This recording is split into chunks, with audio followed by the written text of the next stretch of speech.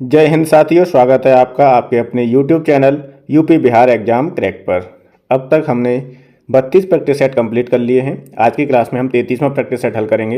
ये जो सीरीज चल रही है उत्तर प्रदेश पुलिस, बिहार पुलिस और आगामी सभी परीक्षाओं के लिए महत्वपूर्ण है, क्योंकि जीएस सभी परीक्षाओं में पूछी जाती है। तो चलिए शुरू करते हैं आज की क्लास। पहला प्रश्न है, भारत के राष्ट्रपति के पद का चुनाव कौन आयोजित करता है? तो भारत के राष्ट्रपति के पद का चुनाव आयोजित करते हैं कौन? भारत का निर्वाचन आयोग। ठीक, भारत का निर्वाचन आयोग करता है। लोकसभा चुनाव हो, राज्यसभा चुनाव हो, राष्ट्रपति उपराष्ट्रपति या फिर राज्यसभा, ये हो गए मुख्य चुनाव जो होते हैं, लोकसभा, राज्यसभा, राष्ट्रपति उपराष्ट्रपति, इनके जो चुनाव होते हैं वो कौन करता है? भारत का निर्वाचन आयोग। विधानसभा, विधान परिषद। ठीक, अगला प्रश्न है, अच्छा एक चीज़ और याद रखनी है कि जो निर्वाचन आयोग है वो अनुच्छेद 324 में आता है। किस में आता है निर्वाचन आयोग? अनुच्छेद आर्टिकल 324 में।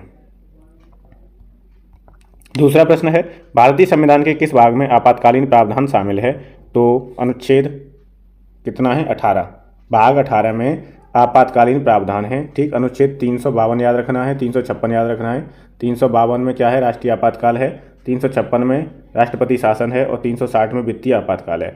तीनों अनुच्छेद याद रखने हैं। 352 है ये, 352, 356, 360। ठीक, निर्वाचन आयोग का भी अगर भाग पूछता है तो भाग 15 में निर्वाचन आयोग आता है, वो अनुच्छेद है 324।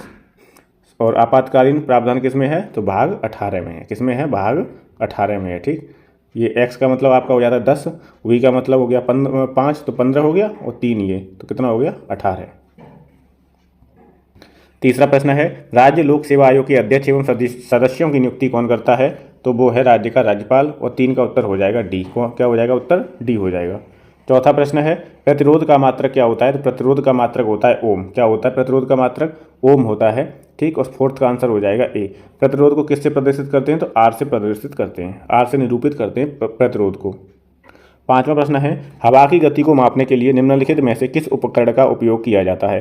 तो हवा की गति किससे मापी जाती है? एनीमोमीटर से। किससे? एनीमोमीटर से। और 5 का आंसर हो जाएगा सी। क्या हो जाएगा? सी। छठवां प्रश्न है, निम्नलिखित में से कौन सी धातु को खुले में रखने पर तुरंत आग लग जाती है?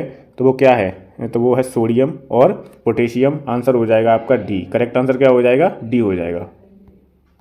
सातवां प्रश्न है, जैव विकास का सिद्धांत किसके द्वारा प्रस्तावित किया गया था या प्रतिपादित किया गया था? तो चार्ल्स डार्विन के द्वारा प्रतिपादित किया गया था जैव विकास का सिद्धांत। आंसर हो जाएगा ए। आठवां प्रश्न है, मनुष्यों में सामान्य प्रकुंचन और अनुशीतलन दाब कितना होता है? तो वो होता है 120/80। कितना? 120 और 80 वायुदाब। ठीक है, डी हो जाएगा। ठीक, क्या हो जाएगा उत्तर? डी हो जाएगा करेक्ट आंसर।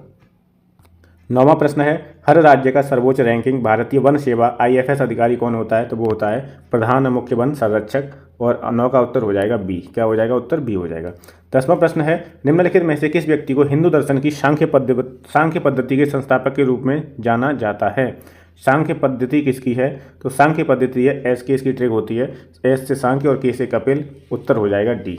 क्या हो जाएगा उत्तर? डी हो जाएगा। ठीक, पतंजलि आपके योग के हैं।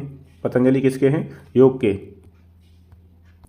अगला प्रश्न है, 1658 में बहादुरपुर के युद्ध में शाहजहां के दूसरे बेटे शाह शुजा को शाहजहां के पोते ने हराया था। तो कौन था वो? मुराद बख्श, सुलेमान शिको, आलम शाह या बहादुर शाह?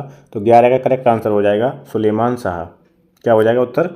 बी हो जाएगा सुलेमान शाह। ठीक, 12वां प्रश्न है, महात्मा गांधी ने किस गवर्नर जनरल के समय पूना पैक्ट किया था? तो पूना पैक्ट, एक तो इसका फैक्ट है, तिथि याद रखनी है। पूना पैक्ट कब हुआ था?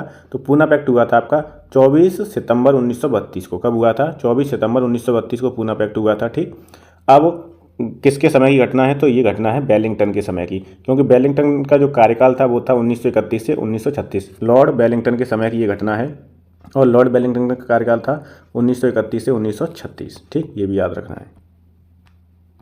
13वां प्रश्न है, निम्न में से कौन सा जोड़ा गलत है? तो भरतनाट्यम तमिलनाडु बिल्कुल सही, कथकली कर्नाटक ये गलत हो जाएगा। कथकली आपका कहाँ का है? केरल का है। कथकली जो नृत्य है वो कहाँ से है? केरल से है। कुचिपुड़ी आंध्र प्रदेश बिल्कुल सही, ओडिसी उड़ीसा, भरतनाट्यम तमिलनाडु। तो इसमें जोड़ा कौन सा गलत है? बी गलत है, बी आंसर हो जाएगा। 14वां प्रश्न है, राष्ट्रीय कृषि और ग्रामीण विकास बैंक नाबार्ड द्वारा प्रदान किए जाने वाले कृषि ऋण की अधिकतम अवधि क्या होती है? मतलब जो नाबार्ड है वो कितने समय के लिए ऋण देता है? तो ये ऋण देता है 15 वर्ष के लिए, और नाबार्ड की स्थापना हुई थी 1982 में। तो 14 का उत्तर क्या हो जाएगा? ए हो जाएगा। 14 का आंसर होगा ए। 15वां प्रश्न है, भारत में निम्नलिखित में से किस रेडियोधर्मी धातु का विश्व का सबसे बड़ा भंडार मौजूद है? यूरेनियम, रेडियम, बिस्मथ या थोरियम? 15 का आंसर हो जाएगा डी, थोरियम का। किसका है? थोरियम का। लघु हिमालय और बाहरी हिमालय के बीच सपाट को किन नामों से जाना जाता है? तो उन्हें जाना जाता है दून के नाम से। लघु हिमालय और बाहरी हिमालय के बीच की जो सपाट हैं उनमें किस नाम से जाना जाता है? दून। ठीक, तो 16 का करेक्ट आंसर हो जाएगा सी। 17वां प्रश्न है, जब हम कहते हैं कि मनुष्य ने प्रकृति के कार्बन सिंक को मिटा दिया तो हमारा तात्पर्य किस प्राकृतिक संसाधन को समाप्त करने से है? महासागर, दलदलों, मैदानों या वनों? तो 17 का करेक्ट आंसर हो जाएगा डी, वनों से संबंध है। ठीक, किससे? कार्बन सिंक को मिटा दिया मतलब वनों को मिटा दिया। 18वां प्रश्न है, प्रशासनिक सुविधा के लिए उत्तर प्रदेश में कितने मंडल हैं? तो उत्तर प्रदेश में हैं 18 मंडल और जिले कितने हैं? 75 जिले हैं। उत्तर प्रदेश में कितने जिले हैं? 75 जिले हैं। मंडल कितने? 18 हैं। 19वां प्रश्न है, राष्ट्रीय मानवाधिकार आयोग के सदस्य की सेवानिवृत्ति की आयु कितने वर्ष होती है? तो इनकी उम्र होती है 70 वर्ष। कितनी वर्ष होती है? 70 वर्ष। उत्तर हो जाएगा सी। ठीक, उत्तर क्या हो जाएगा? सी हो जाएगा। 20वां प्रश्न है, बोको हराम कहाँ का आतंकवादी संगठन है? कौन सा है? बोको हराम। तो इस बोको हराम जो है वो नाइजीरिया का आतंकवादी संगठन है और आंसर हो जाएगा सी। क्या हो जाएगा? सी हो जाएगा। ठीक, 21वां प्रश्न है, विश्व स्वास्थ्य दिवस कब मनाया जाता है? तो विश्व स्वास्थ्य दिवस आपका मनाया जाता है 7 अप्रैल को और आंसर हो जाएगा बी। क्या हो जाएगा? बी। अगला प्रश्न है, ब्रोकेड जो है वो प्रसिद्ध कलाकृति है कहाँ? लखनऊ, आगरा, कानपुर, वाराणसी। तो ये है आपकी वाराणसी और उत्तर हो जाएगा डी। क्या हो जाएगा? आंसर डी हो जाएगा। 23वां प्रश्न है, रूमी दरवाजा उत्तर प्रदेश के किस शहर में स्थित है? तो रूमी दरवाजा आपका लखनऊ में स्थित है और 23 का करेक्ट आंसर हो जाएगा ए। क्या हो जाएगा? ए हो जाएगा। ये कहाँ पर है? तुर्गिश गेटवे के उपनाम से प्रसिद्ध है रूमी दरवाजा और लखनऊ शहर में स्थित है। 24वां प्रश्न है, निम्नलिखित में से कौन सी अनुसूचित जनजाति उत्तर प्रदेश के वाराणसी जिले में नहीं पाई जाती है? चेरो, गोंड, खरवार या सहरिया? तो 24 का उत्तर हो जाएगा डी, सहरिया जनजाति है वो वाराणसी में नहीं पाई जाती। ये कहाँ पाई जाती है? ललितपुर में पाई जाती है। कहाँ पाई जाती है सहरिया जनजाति? ललितपुर में। 25वां प्रश्न है, उत्तर प्रदेश उर्दू अकादमी की स्थापना कब किस वर्ष की गई थी? तो उत्तर प्रदेश उर्दू अकादमी की स्थापना 1972 में की गई थी। कब? 1972 में उत्तर प्रदेश उर्दू अकादमी की स्थापना की गई थी। और उर्दू भाषा को द्वितीय भाषा के रूप में कब जोड़ा गया था? तो 1989 में उर्दू को द्वितीय भाषा जो बनाया गया था उत्तर प्रदेश का। ठीक, तो ये दोनों फैक्ट याद रखने हैं। 72 में उर्दू अकादमी की स्थापना हुई है और 1989 में उर्दू को दूसरी भाषा बनाया गया था उत्तर प्रदेश में। 27वां प्रश्न है, उत्तर प्रदेश में लोक आयुक्त की नियुक्ति की जाती है किसके द्वारा की जाती है? राज्यपाल के द्वारा। करेक्ट आंसर हो जाएगा राज्यपाल। लोकायुक्त की नियुक्ति किसके द्वारा की जाती है? राज्यपाल के द्वारा। और इसका जो कार्यकाल होता है वो होता है 8 वर्ष। कितना होता है? 8 वर्ष। ये कार्यकाल भी एक बार परीक्षा में पूछा गया है।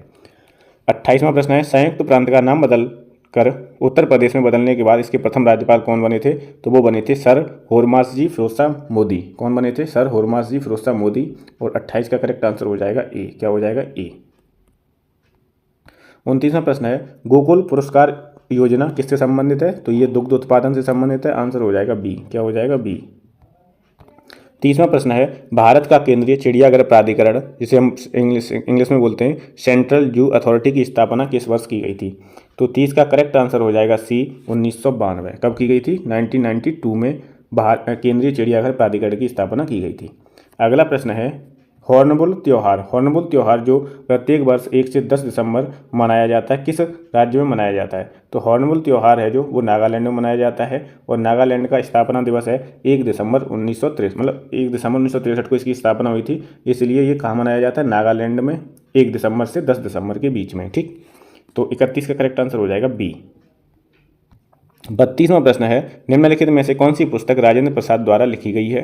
तो इंडिया डिवाइडेड जो पुस्तक है वो राजेंद्र प्रसाद की पुस्तक है। इंडिया डिवाइडेड किसकी पुस्तक है? राजेंद्र प्रसाद की। और आंसर हो जाएगा ए। क्या हो जाएगा? ए हो जाएगा। ठीक, अ डिस्कवरी ऑफ इंडिया ये जो पुस्तक है ये आपकी जवाहरलाल नेहरू की है। किसकी है? जवाहरलाल नेहरू की पुस्तक है द डिस्कवरी ऑफ इंडिया। ठीक, और ग्लिप्सिस ऑफ हिस्ट्री एक पुस्तक है the Arctic home in the Vedas, ये बीजी तिलक बाल गंगाधर तिलक की है। और the Hindu view of life doctor Radha Krishnan की है। किसकी है? डॉक्टर राधा कृष्णन की, सर्वपल्ली राधा कृष्णन। 33वां प्रश्न है, भारत में गुड गवर्नेंस डे किसके जन्मदिन पर मनाया जाता है? तो गुड गवर्नेंस डे इसे बोलते हैं सुशासन दिवस। क्या बोलते हैं? सुशासन दिवस। तो ये मनाया जाता है अटल बिहारी वाजपेयी के जन्मदिवस पर। आंसर हो जाएगा बी। और ये कब मनाया जाता है? तो 25 दिसंबर को। कब मनाया जाता है? 25 दिसंबर को। 34वां प्रश्न है, मरणोपरांत भारत रत्न पाने वाले प्रथम व्यक्ति कौन थे? तो अटल बिहारी वाजपेयी, लाल बहादुर शास्त्री, सी के नायडू या मिहिर सेन। तो वो थे लाल बहादुर शास्त्री, जिन्हें मरणोपरांत प्रथम भारतीय थे, जिन्हें मरणोपरांत भारत रत्न मिला था। ठीक, तो उत्तर हो जाएगा बी।